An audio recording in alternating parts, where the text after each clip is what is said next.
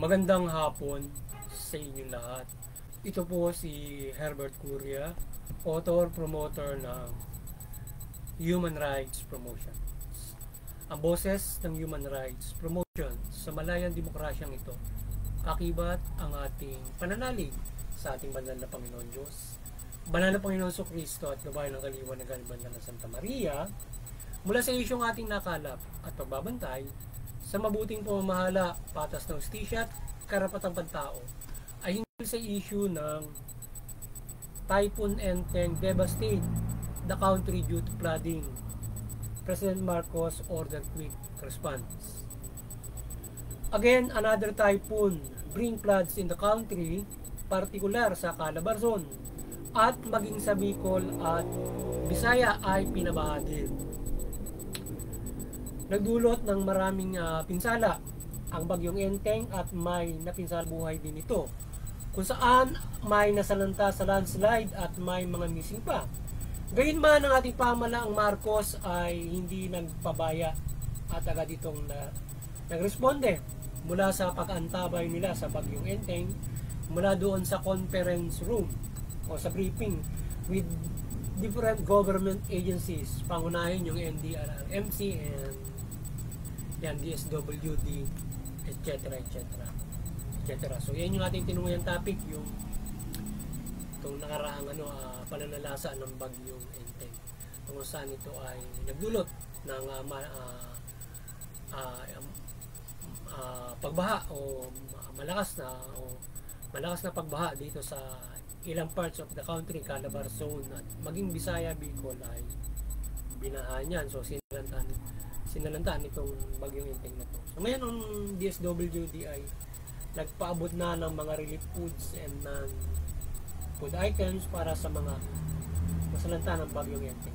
Nasa 8,000 pamilya yung apektado ng bagyong ito. So abala din ang rescue team sa mga pagsagip ng buhay mula sa Antipolo. Aside from the government, meron ding may mga private sector organizations ang tumutulong din. But yan, pangunahin syempre ang ating pamahalaan mula sa ating administrasyon Marcos, hindi sila nagpabaya. So agad padala rescue team, tiningnan yung area at nagpadala ng mga relief tulong. So nakantabay hanggang ngayon yung ating DSWD to para makatulong sa relief o food and non-food item at hanggang sa makarecover sa pagkasalantang ito. So ngayon ang Human Rights Promotions ay maring sumusuporta sa mabuting pamamahala, patas na hustisya at karapatang pantao.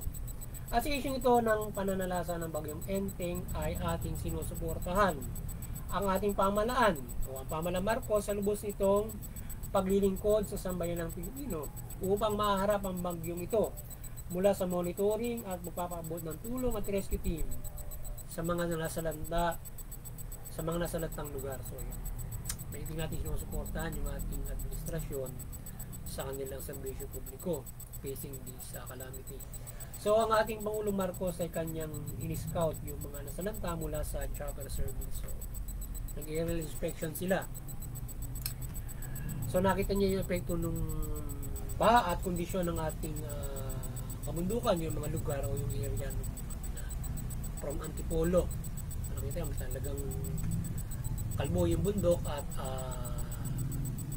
pangunahin na nasa illegal logging, pangunahin ng mga komento ng ating Pangulo na yan yung isa sa mga nagdulot ng pagbaha dyan dahil kalbo na yung bundok at saka urbanization, development na nade-develop na yung kabundukan na yan to mga subdivision. So ngayon napapatag siya, so nawawala na yung mga puno. So ngayon may iba't ibang mga examinasyon o mga analisasyon na kanilang nasuri kung bakit bumabaha. Partikular yung mga umaapaw na mga river at yung mga dadaluyan ng tubig pababa ay siyang nababarahan na kung saan mataas yung Antipolo. So bakit bumaha? Ayan, mataas yung mataas yung ano yung level ng antipolo. At hindi lamang yung antipolo yung bilang lugar pa, ibang parte ng Rizal, Marikina, Bicol yan, Bisaya. So sinalanta sila ng bagyong Inten ngayon. So at ating boses ang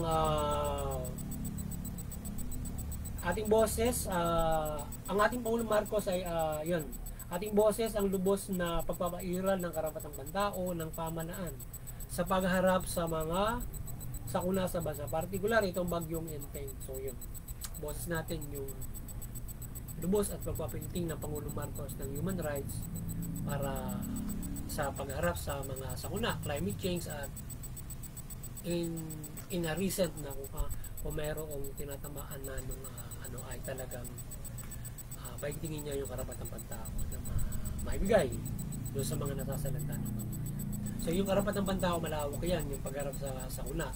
Unang-una yung information dissemination, yung paglikas, relief food, hanggang sa pagbangon nila yan. So yun lahat ay ayon sa karapatan na dapat na tugunin ng gobyerno para sa mamamayan na kanilang basihan para sa serbisyo publiko facing calamity doon sa mga naapektuhan ng mga tao. So ang kanilang basihan to help o to give service ay yung human rights in responding calamity. So mayroong babasihan yung ating gobyerno sa karapatan ng mga tao. Papaano yung mga karapatan ng mga tao tuwing bagyo. So yun ang tutugunin ng gobyerno. From that and other effort pa ng ating pamahalaan to in facing calamity para pangalagaan yung sambayang komunidad, yung bansa niya tuwing mayroong ganyang klase ng mga sakuna niya. So naway matulungan at maserbisyuhan ng patas ng pamahalaan ng lahat ng nasalanta at maiahon agad sila sa devastasyon at ang pinsala nito sa public structures at areas or development ng siniran. Sana magawa agad ng pamahalaan yung mga lalo na public structure na nagbibigay ng serbisyo sa publiko, kauna ng kalsada. Yan ba? Dapat maayos nila yon, kuryente, yan, or ibang mga serbisyo ng pamahalaan na sinira ng bagyo. At syempre, yung proyekto ng mga drainage, proyekto ng mga kanilang analysis na nakakapagdulot ng baha ay kanilang pag-ibayuhin.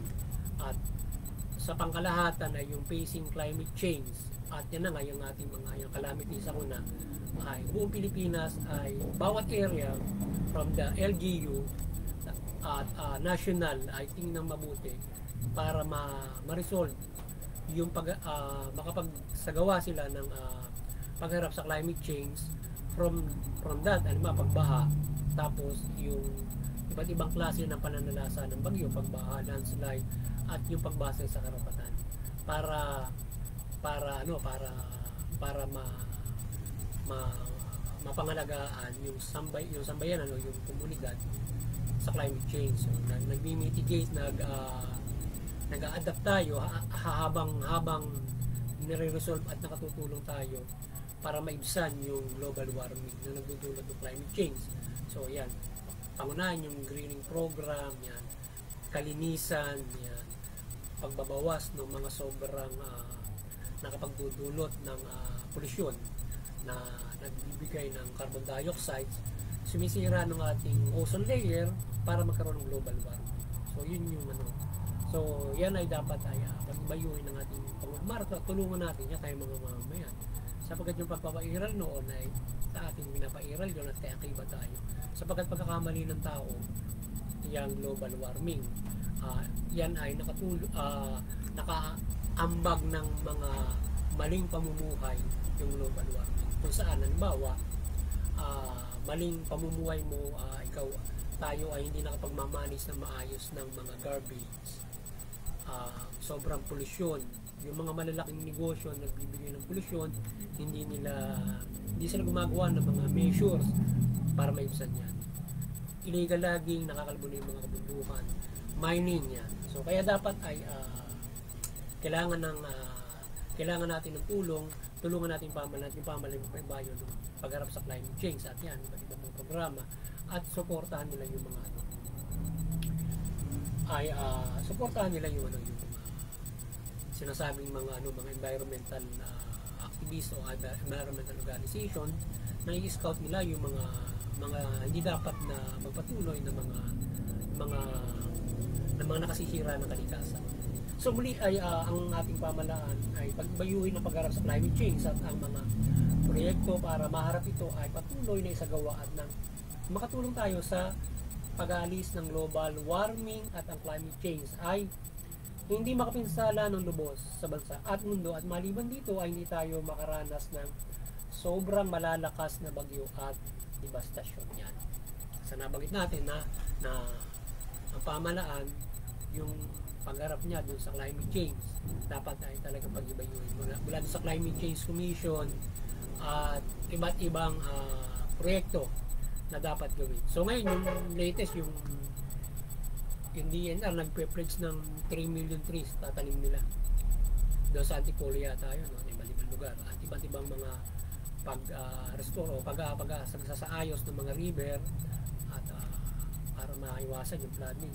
So ang ating DNR di umano ay magtatanim ng 3 million trees at aayusin ang mga river sa mga binahang lugar at mga bahain upang hindi bahain at masalanta ng lubos ang mga komunidad na apektadong lubos ng mga pagbaha at bagyo.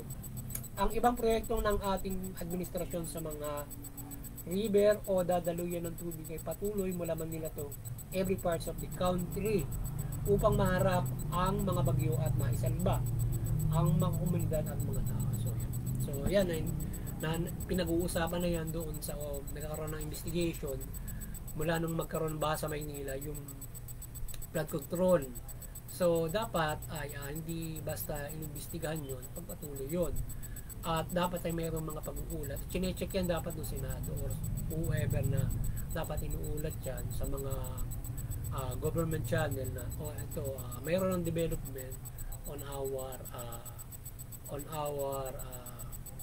natapos na halimbawa yung mga flood control project at titingnan na lamang yung maaaring paano ito makakasalba.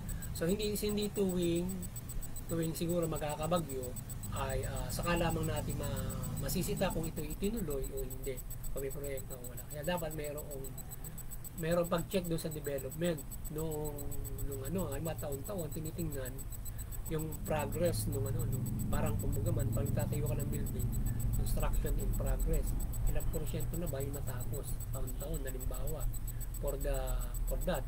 So ngayon kung babagyo ay hindi mo doon makikita at masisita yung nangyayari doon sa ating proyekto na yan. So yan, tapos doon mag-aalibay, magsisisihan, di ba? So halimbawa finished project na yan or ongoing. So kapag bumagyo, makikita mo ngayon yung analysis, ano yung pagkukulang, di ba? Hindi, ang nangyayari, hindi pa tapos yung project, walang pondo, mga ganun yung mga alibay. Sobrang mga ganyan-ganyan, diba? So, halos ang nagiging alibay ay unfinished project at hindi, the project is not enough to mitigate or not enough to adapt or not enough to face flooding, para mga ganun. Halimbawa, hindi ganun yung nagiging senaryo sa Senado na tanungan kundi alibay, mga walang pondo, ganyan, hindi pa natatapos, ongoing pa, di ba, mga ganon. So ating konsultasyon sa pamahalaan ay suportahan din itong pagkakaroon ng Department of Disaster Response upang ito ang siyang humawak sa pagharap sa mga sakuna.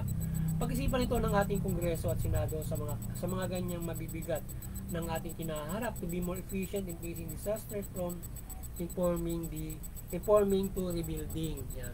So yun ay nung from the past 2 weeks ng ating topic na yan yung itong Department of Disaster Resilience na nagkasabuhanas tayo na pag-ibayuhin nga yan dahil nga doon sa pagharap sa climate change, mga bagyo, aside from the usual na tumatama sa Pilipinas ng mga bagyo na nasa 20 ay may climate change tayo na kinaharap na bumibigat pa yun, lumalakas. So ngayon ay yung ang issue nung yung dagat tumataas na. So dapat mayroong talagang mahawak na niya na ano na yan, alam mo yung Department of Disaster Response para na-adapt yun. Kasi adaptation ang kailangan nyo kapag tumaas ng dagat, hindi ka na makapagparang tawag doon, yung parang tatabunan mo yung mga tabing dagat, kagaya doon sa Manila Bay na dinagdagan nila. So ngayon may mga lugar sa atin dyan, kagaya sa Bulacan, lubog na. Yung may mga community dyan, hindi na natitirhan. Umaalis na yung mga tao dahil malalim na yung mataas na yung yung dagat. So a-adapt pa ngayon, ang adaptation hindi mo hindi mo na matatagulan yun. Dapat merong mga ngalaga paano gagawin. So ngayon ang gusto ng ating secretary sa defense o sa NDRRMC ay yung NDRRMC ang siyang super body to see all paano yung diba? So siguro kailangan din pero pag-aralan din mabuti kung who is the thing that na maaari na siyang dapat umawa. Pero kung talagang yun yung talagang makapag-hawak, so tuwing bagyo lang ay siguro wala namang yun kung talagang siya. Pero ang NDRRMC kasi tuwing bagyo lang siya kikilos pero paano yung halimbawa yung development na yung restoration na rebuilding na, diba? Hindi na sa kanila yon. So sa specific agency sa rebuilding, diba? So paano halimbawa sa rebuilding, paano yung gagawin, diba? May kanya-kanya nga, diba? Kasi nasabi, specific expertise na lang. At hindi na kinakailangan ng isang super body kagaya ng Department of Disaster Response. So mayroong tinitingnan silang conflict of sa trabaho. So yun. So suportahan din ng ating pamahalaan ng Pilipino ang mga environmental organization nga to voice and stop the devastation of our planet and our environment, particular sa Pilipinas, sa pagpapatigil ng mga nakapreparation sa ating kapaligiran, pangunahin, mga mining na hindi dapat maisagawa, etc. So yun. So dapat suporta ng pamahalaan yun, yung mga ganung organisasyon kasi sila yung nakaka-prevent ng mga maling pamumuhay. Alam mo, maling pagninegosyo, maling proyekto, lokal, national, at mga para sisira ka ng malikasan, sila yung numero 1 na po protesta. So makikita nila pag-uusapan, dapat ituloy mo hindi. Dapat pinoprotesta. Pero ang issue ngayon, nangangawala yung mga environmental activists. Iwala sa environmental organization na sila ay dinudukot. Yun. Naging issue natin nakaraan yun na sa karapatan na protektahan yung mga environmental at ibang aktivista na dinudukot sa disappearances. So nung mga nakaraan pa ay yung sa disaster yung tapos bigla may bagyo na nga. So yan yung ating naging topic ng mga nakaraan. So dapat siguro naging na yung ating pamahalaan talagang pagtuunan ng Pangulong Marcos yung talagang pag-ibay ng climate change. Dahil kapag topic tayo ng dalawang ganyan, may dalawang sunod na bagyo mula doon sa Manila at saka yung nangyari dyan ngayon. So ibig sabihin siguro dapat talagang ilusan yung pagharap sa climate change at usually yung flood control na dumidevastate yan. So kakibat dapat dyan ang Climate Change Commission ng Department of Disaster Response kung saan itong climate change at global warming ay siyang nagdudulot ng malalakas na sakuna. So yun, yung sinasabi natin DDR, Department of Disaster Response na i-create, dapat sila yung magkaakibat ng Climate Change Commission, sila yung magkaulam para harapin yung climate change yan. At yan ang mga sakuna na nangyayari na mananalasa yan, diba? So usually kasi yung NDRRMC yung maharap dyan kakibat yung buong iba't ibang ahensya para tumugon doon sa sa pananalasa ng mga bagyo. Ayan, usually, and then from information dissemination to rebuilding, diba? Yun lang naman yun. So higit sa lahat ay manalig tayo sa ating Panginoon Diyos at Panginoon Jesucristo at gabay ng banal na Santa Maria. At panalangin natin na maiadya tayo sa ating hinaharap na climate change na nagdudulot ng malalakas na sakuna at tulungan tayo ma-resolve itong global warming at maka-adapt tayo sa climate change. Yan. So pananampalataya ang dapat nating huwag kalimutan. So kahit equip tayo doon sa ating tinatawag na makumpleto man natin yung flood control na yan, should be stable by our faith. So faith pa rin ang hindi na makapag-iligtas sa atin para yung mga sakuna at dulot ng pagkakamali ng tao ay maligtas tayo na yung lumalakas na bagyo. So ito ay makontrol ng ating Panginoon Diyos, tayo patawarin sa mga maling pamumuhay na nagdudulot ng polusyon, yan, climate change, at maka-adapt tayo ay makapabuhay ng maayos muli, ma-rebuild yung ating mundo nung greening program yan, tayo ay nakapagtatanim muli at magkaroon tayo ng mahusay na planeta. So yung muli, maliwanagan ng Banal na Santa Maria ang ating pamahalaan, mga Pilipino, yung pamahalaan mamahala ng mabuti, matuwid, patas na hustisya at karapan ng pantao. At iwasan yung pang-abuso, korupsyon, pananamantala. At yung mamamayan, sumunod sa pamahalaan, iwasan yung paggawa ng krimen, paglaban doon sa pamahalaan.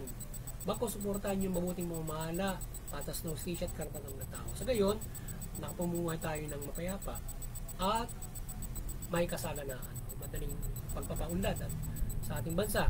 At higit sa lahat ay makapananampalataya tayo ng lubos, mapayapa, masagana sa ating Panginoon Diyos, at hindi tayo ay sobrang naghihirap. Sapagkat simula pa lamang ay napaka-abundant na binigay sa atin ng Panginoon Diyos para tayo ay makapananampalataya at makapamuhay ng maayos sa mundo. So muli, magandang hapon sa inyo lahat at tayo ay pagpalain ng ating banal na Panginoon Diyos at tayo ay pagkaloob sa atin ang pagpapala ng karapatang pantao at mabuting pamamahala. Magandang hapon sa inyo lahat at God bless you.